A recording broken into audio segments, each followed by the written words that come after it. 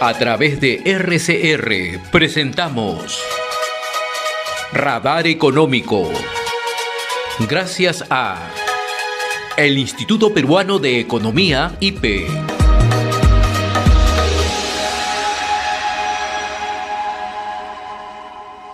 Y esta semana un informe del Instituto Peruano de Economía, IPE, tomando en cuenta un reciente informe del Instituto Fraser, que anualmente publica, ¿no?, la percepción de los principales CEOs de las empresas mineras de talla mundial.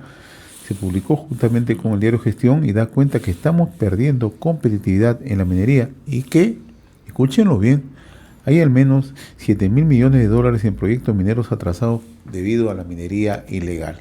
Y justamente para conversar sobre este tema ya nos acompaña Miguel Zamora, economista senior del Instituto Peruano de Economía. Qué gusto verte, Miguel, muy amable como siempre. Qué gusto, José, muchas gracias por la invitación. Sí, yo mencionaba al comenzar que han publicado un interesante informe tomando en consideración un reciente informe o índice del Instituto Fraser de Canadá, ¿no?, donde mide la percepción de los principales CEOs, los principales gerentes de las empresas mineras, ¿no? Y el Perú tiene una segunda mayor cantidad de reservas de cobre en el mundo. Sin embargo, estamos perdiendo competitividad. ¿A qué obedece ello, Miguel? Sí, mira, de hecho esta publicación del Instituto Fraser es una publicación que se hace cada año. Entonces lo que hoy en día tenemos son los resultados de 2024, ¿no? Lo que hoy en día podemos comentar son la percepción de las principales compañías mineras a través de su CEO de cómo ven el sector en el 2024. Pero entonces este resultado del indicador Fraser tiene dos grandes aristas. Una que es solo si se evaluara las reservas geológicas, reservas mineras de cada país, y lo otro es la percepción de las políticas públicas en distintos ámbitos: medio ambiente, regulación, tributación, marco legal para los trabajadores, entre otros. Pero entonces son dos grandes aristas, lo que es netamente reservas y otro lo que es la percepción de las políticas del país. Entonces, viendo el resultado de Perú, hoy en día, si tomaras una lista de 100 países, Perú se ubica a la mitad, como en el puesto 50. Pero ¿qué pasaba desde el 2019, poco antes? Perú superaba a casi 80. Estuvimos en el puesto 18 en algún momento. Llegamos a estar en el puesto 18, entonces hoy en día eso se ve un poco lejano. Y entonces, para poder analizar esto, tendríamos que desagregar los dos grandes componentes del indicador Fraser. Y cuando lo que vemos es que en gran medida nuestras reservas se han mantenido vigentes. Se han mantenido en niveles similares y en eso no hemos tenido ni grandes avances ni grandes retrocesos. Pero lo que es percepción de políticas ha habido un deterioro muy significativo. Y lo puedes ver en los distintos componentes de esta categoría. Por ejemplo, uno de los más afectados ha sido el tema de inseguridad, o cómo las empresas mineras perciben la inseguridad en el país para desarrollar la actividad. Pero esta percepción de inseguridad no es solamente en el 2024, ya arrastra, es por segundo año consecutivo, ¿no? Claro, por ejemplo, lo que tenemos hoy en día es que el resultado de 2024 como acentúa lo que veíamos desde el 2022 y en mayor fuerza 2023. Entonces, cuando uno se pone a revisar como los resultados de últimos 10, 15 años, esta incidencia de la inseguridad en cómo ven al país desde el sector minero, no la tenías. Entonces es algo como muy reciente y que parece que entre 2023 y 2024 se ha acentuado. Y esta percepción nos hace menos competitivos. Sí, ya la simple apreciación que lo recoge el indicador Fraser te da una idea de qué tan competitivo puede ser. Ahora, ¿y este nivel de inseguridad está asociado para los CEOs, los representantes de las principales empresas, al tema de la minería ilegal, este tema de la inseguridad? O sea, el cuestionario responde principalmente de manera general a lo que es inseguridad, ¿ya? Que cuando uno lo puede como apreciar en las cifras a nivel país, de manera generalizada hay un incremento, hay una mayor incidencia. Y ya si nos ponemos a pensar en inseguridad en el sector minero, en los últimos años ha habido desde algunos como atentados en algunas unidades mineras, has tenido el tema también de algunas protestas entre 2023 y eso como todavía persiste. Incluso muy recientemente hemos tenido un episodio. Son temas sensibles. El caso de Patás, por ejemplo, que ocurrió en el año 2023. Son temas sensibles que se analizan dentro de la percepción y que no generan una buena percepción del lado peruano, por el lado peruano, ¿cierto? Claro, y por ejemplo, ya yendo puntualmente a este último caso que mencionas, tienes como que esto se encuentra asociado también a una mayor relevancia que va cogiendo la minería ilegal. Entonces es todo como un conjunto entre inseguridad en términos generalizados a nivel país, inseguridad en el sector minero y un avance de la minería ilegal. Entonces es todo un conjunto lo que hoy en día ves reflejado en los resultados de Perú. Ahora, y sumado a eso, ¿cuánto pesa la inestabilidad política? Que también es un tema que vivimos a diario en el país, una constante inestabilidad. ¿Cómo se analiza esto? ¿Cómo se percibe eso por parte de los inversionistas? Por ejemplo, ese es otro punto importante, porque sumado al tema de la inseguridad o cómo afecta la inseguridad, la percepción de políticas, como se le dice, otro tema que también ha tomado más relevancia ha sido la inestabilidad política. Por ejemplo, pensemos el caso de la percepción de una empresa minera grande, transnacional, internacional. A la hora de mantener conversaciones con principales autoridades, pensemos el ministro de Energía y Minas, los grandes cambios que suele haber en tan poco tiempo de autoridades, como deteriora esa fluidez, deteriora esas conversaciones que se pueden mantener a la hora de sacar adelante proyectos, a la hora de avanzar en los distintos hitos que tiene un proyecto minero, por ejemplo, que son bastantes hasta poder alcanzar al fin y al cabo lo que es la producción o sacarlo adelante. Ahora, el otro aspecto, ¿no? Cuando medimos el tema de competitividad, ¿no? Lo lógico es que tenemos reservas, deberíamos ser mucho más competitivos, deberíamos ser un país mucho más atractivo, pero has mencionado un conjunto de factores que debilitan estas oportunidades que tenemos como país. Quiero centrarme un poco en el tema de la minería ilegal. ¿Cuánto afecta a la competitividad la presencia de la minería ilegal? Eso que mencionas es importante porque la competitividad tiene distintas aristas. O sea, por ejemplo, el tener unas reservas significativas en cobre, en oro, nos hace competitivos. Entonces, es un punto y cuando ya lo ves, le tienes que agregar todo este componente de que las políticas acompañen a las reservas, es como que no nos permiten avanzar, no nos permiten ser todo lo competitivo que podríamos ser.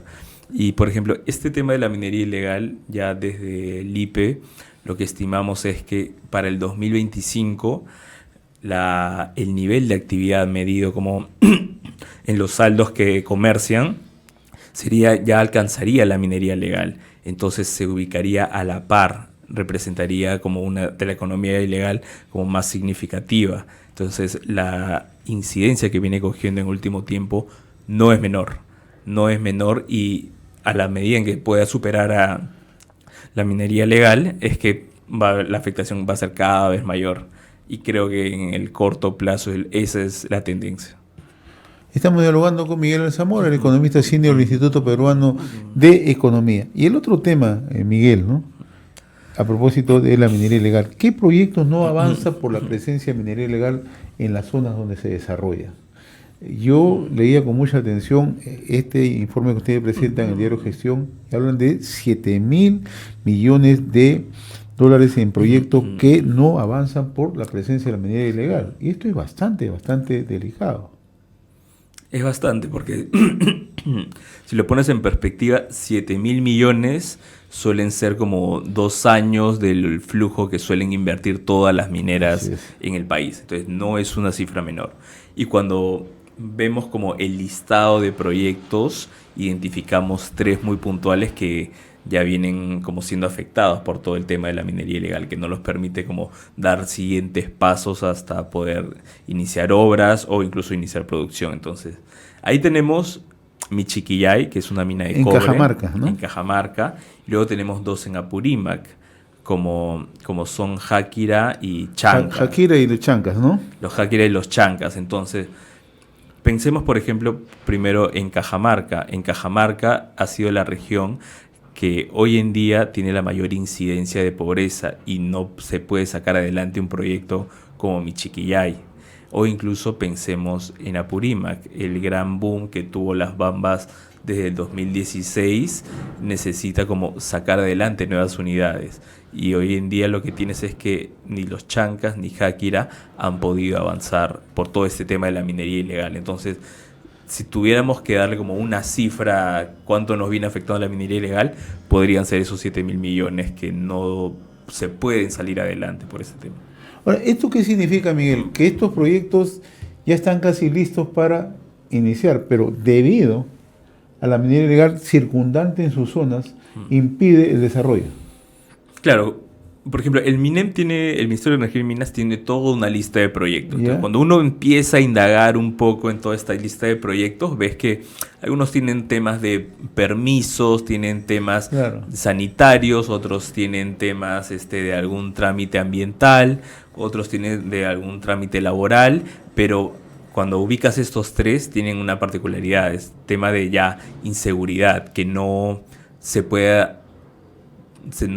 dar un paso hacia adelante simplemente con tramitología, sino es otro tipo de problemática. Han cumplido con todas esas etapas. El problema de la minería ilegal en sus zonas impide el desarrollo. Ajá. Es muy distinta la problemática a lo que puede ser una tramitología respecto. Claro, porque esos son proyectos que están en maduración y que tienen que cumplir un conjunto de pasos, ¿no? Exacto. ¿Y cuánto es el número o porcentaje de estos proyectos que todavía están en compás de espera, que no tienen una fecha definida de ejecución, ¿no? Hablando también en términos competitivos ya como país? Por ejemplo, en términos de lo que es toda la lista de MINEM, ya incluyendo todos los que tienen retrasos, temas de trámites, temas de minería ilegal, estamos hablando de que casi el 70% o más del 50% de la cartera tiene temas de retrasos. Y eso también le añade una nueva arista a lo que es nuestra competitividad en temas de cómo país no lo puede sacar adelante. Para que nuestros amigos que nos están escuchando, tenemos una lista de proyectos, una cartera de proyectos, pero quienes están maduros son poquísimos. Quienes están maduros son poquísimos, la gran mayoría todavía está como en fases preliminares, ¿no? Y en estas fases preliminares tienes de todo, desde temas que no se pueden avanzar por trámites, y creo que hoy en día un tema que cobra mayor relevancia. Por ejemplo, hoy en día se identifica esas tres que te hemos mencionado, que hemos identificado, pero pueden tal vez ser mañana muchas más. Ahora, si queremos seguir creciendo ya en términos de economía, naturalmente es urgente que desarrollemos mayor proyectos de inversión minera, pero a la par también desarrollar mayores proyectos que están en cartera, también tenemos que impulsar la exploración. ¿Cómo estamos caminando allí, las exploraciones mineras? Por ejemplo, en exploración tiene una particularidad. El Ministerio de Energía y Minas, a la par de su cartera de proyectos de inversión, cuenta con una cartera de proyectos en exploración.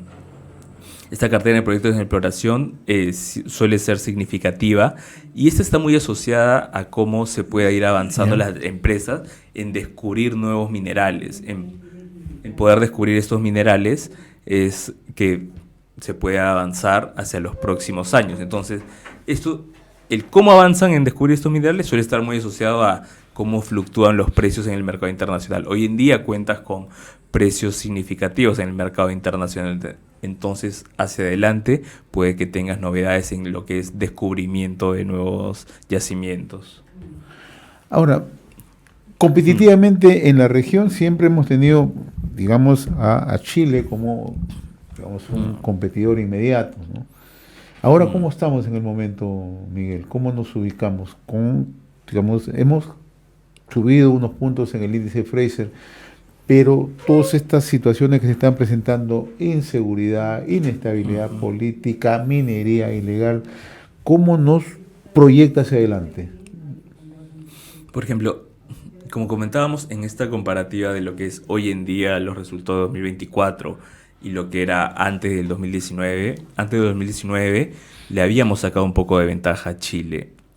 Lo que ha ocurrido en los últimos años es que como parte de nosotros mismos hemos tenido un retroceso, pero a la par Chile como ha tenido algunos avances y hoy en día estamos casi ahí a la par en lo que es América Latina, como que pudiendo posicionarnos mejor.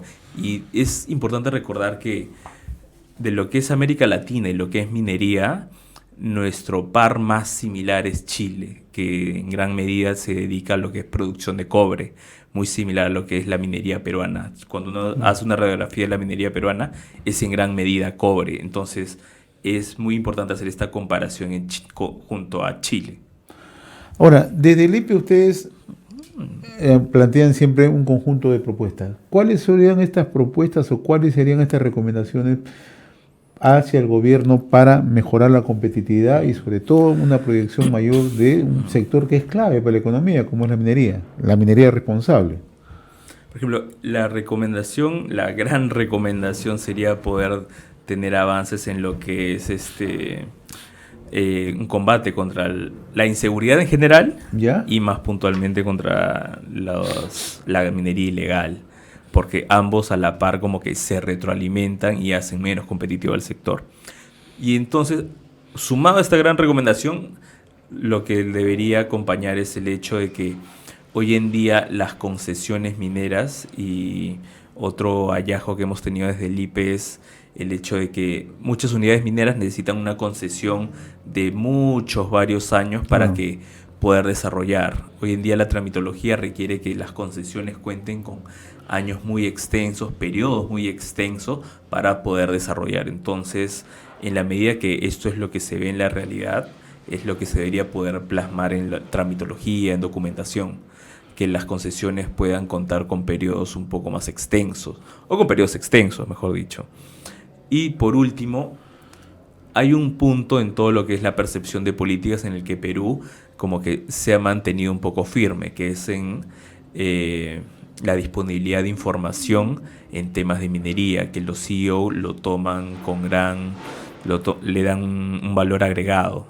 Y entonces eso es algo en lo cual se ha avanzado desde el Instituto Geológico y que no se debería retroceder, se debería continuar avanzando y mejorando toda esa tarea.